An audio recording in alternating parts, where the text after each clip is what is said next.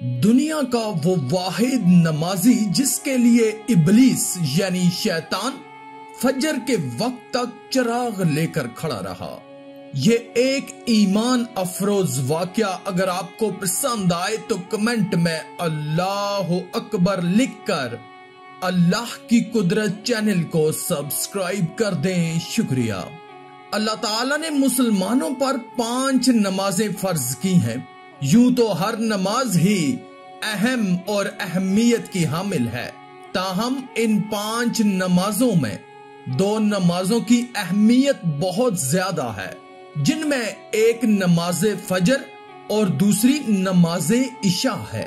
نماز فجر اور نماز عشاء کی اہمیت اس لیے زیادہ ہے کہ یہ 2 اوقات ایسے ہوتے ہیں کہ نماز فجر کے وقت انسان نیند سے مغلوب ہوتا ہے اور اس وقت اٹھ کر نماز ادا کرنے میں اس کا اپنا نفس بہت زیادہ حائل ہوتا ہے، جبکہ نماز عشاء کے وقت انسان دن بھر کی مصروفیات کے باعث بہت زیادہ تھکا ہوتا ہے اور اس وقت آرام چھوڑ کر نماز ادا کرنے میں بھی اس کا نفس اور شیطان اس کو بہکا رہے ہوتے ہیں۔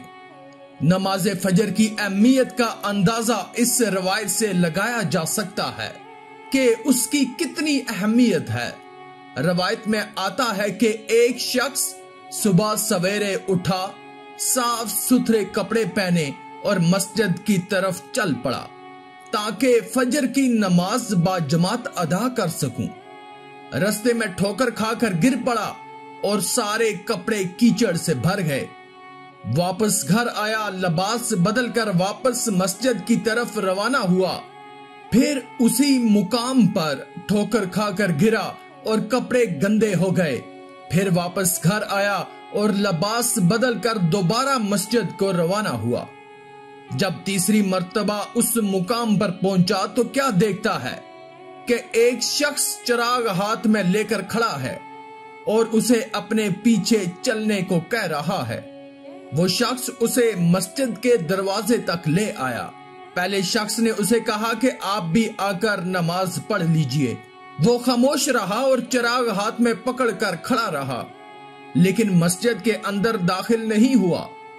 2-3 بار انکار پر اس نے پوچھا کہ آپ مسجد آ کر نماز کیوں نہیں پڑھ لیتے؟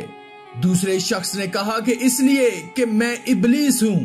پہلے شخص کی حیرانگی کی انتہا نہ تھی جب اس نے یہ سنا کہ شیطان نے اپنی بات جاری رکھی، یہ میں ہی تھا جس نے تمہیں زمین پر گرایا۔ جب تم نے واپس گھر جا کر لباس تبدیل کیا اور دوبارہ مسجد کی جانب روانہ ہوئے تو اللہ نے تمہارے سارے گناہ بخش دیے۔